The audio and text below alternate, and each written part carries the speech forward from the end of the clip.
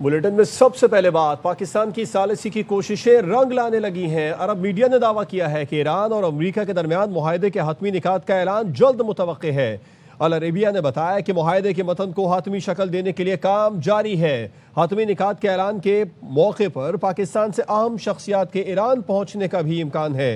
अल Arabia ने यह दावा भी किया कि हज के बाद मुआहदे के हतमी निकात पर मुज़ाकरात का नया दौर इस्लामाबाद में होगा। पाकिस्तान की सालिसी की कोशिशें रंग लाने लगी हैं। सारी दुनिया पाकिस्तान की सालिसी की कोशिशों की मोतरफ रही है। अमेरिका ईरान जंग के दरमियान पाकिस्तान ने जंग बंदी में जो किरदार अदा किया, खित्ते में अमन कायम करने के लिए जो किरदार अदा किया, अब वो कोशिशें रंग लाने लगी हैं। अरब मीडिया ने दावा किया है कि ईरान और अमेरिका के दरमियान मुआहदे के हतमी निकात का ऐलान जल्द मुतवक्के है।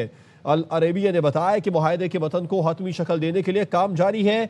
हतमी निकात के ऐलान के मौके पर पाकिस्तान से अहम शख्सियात के ईरान पहुंचने का भी इम्कान है। और अल अरेबिया ने यह भी दावा किया है कि हज के बाद मुआहदे के हतमी निकात पर मुज़ाकरात का नया दौर इस्लामाबाद में होगा। पूरी दुनिया पाकिस्तान की सालिसी की कोशिशों की मोतरफ रही है। अब अल अरेबिया भी दावा कर रहा है कि हतमी निकात सामने आने का ऐलान जल्द मुतवक्के है। और इसी दौरान अमरीकी सदर ने कहा कि ईरान जंग जल्द ख़त्म करने वाला है। सदर ट्रंप कहते हैं कि ईरान से मुज़ाकरात आखिरी मरहले में हैं। सहाफ़ियों से गुफ्तगू में कहा कि आबना हरमुज़ खोलने के लिए कोई जल्दी नहीं है। लोग कह रहे हैं मिड टर्म इलेक्शन की वजह से उन्हें जल्दी है। एक सवाल के जवाब में सदर ट्रंप ने कहा कि ईरान से मुतालिक उनकी और नेतन्याहू के दरमियान मुकम्मल इत्तफाक है। नेतन्याहू को जो कहेंगे वो करेगा। चीनी सदर से मुलाकात अच्छी रही, अहम उमूर पर बातचीत हुई। End that war very quickly. They want to make a deal so badly. They're tired of have nuclear on their mind. There's a lot of anger now in Iran because people are living so badly. We'd have to open the strait. That would open immediately. But I'm in no hurry. You never think, oh, the midterms, I'm in a hurry. I'm in no hurry. He'll do whatever I want him to do.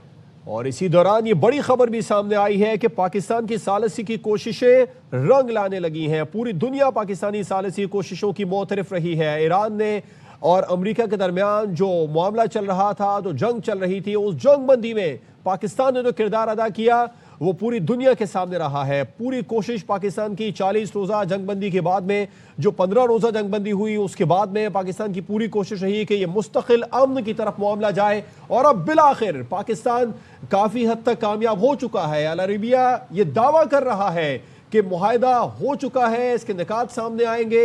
जल्द मुतवक्के है कि निकात भी सामने आ जाए।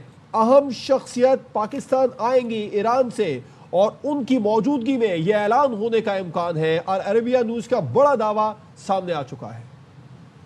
और वजीर दाखिला मोहसिन नकवी का एक हफ्ते से भी कम वक्त में दूसरी बार ईरान का ये दौरा है। तेहरान में अहम मुलाकातें की। वजीर दाखिला मोहसिन नकवी ने ईरान के सदर मसूद पेज़ेश्कियान से मुलाकात की, जिसमें मुज़ाकरात से मुतालिक हालिया पेशरफ्त का जायजा लिया गया। वफाकी वजीर दाखिला मोहसिन नकवी अहम पैगाम लेकर तेहरान पहुंचे हैं और इससे पहले उन्होंने पासदारान इनकलाब के commander in chief general Ahmad Vahidi से मुलाकात की। ये मुलाकात ईरानी वजारत दाखिला के हेडक्वार्टर्स में हुई। वजीर दाखिला ईरानी हममनसब सिकंदर मोमनी से भी मिले। मोहसिन नकवी पर ईरान का 3 रोज़ा दौरा मुकम्मल करके हाल ही में वतन पहुंचे थे।